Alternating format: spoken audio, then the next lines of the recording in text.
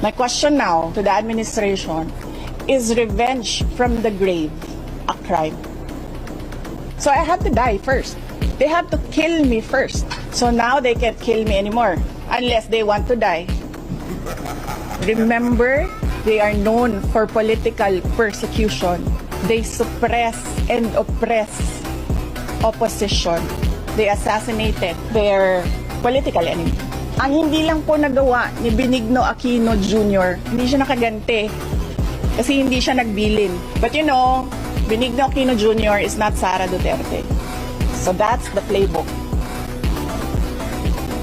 Yes, lahat ng galaw ko, lahat ng ginagawa ko, kung saan ako, alam niya, alam nila, ganito ang gagawin sa security mo, imo-monitor ka. Oh, that's one threat. Well, that is a possibility.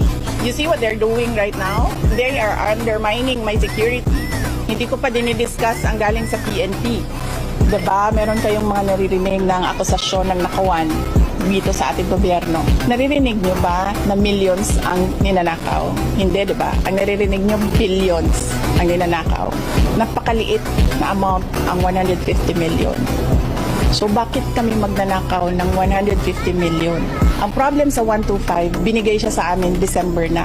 Requirement in government offices, you have to utilize money before December 31.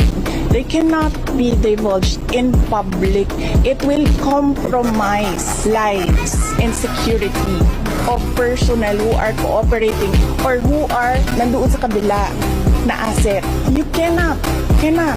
That is why it is called confidential funds.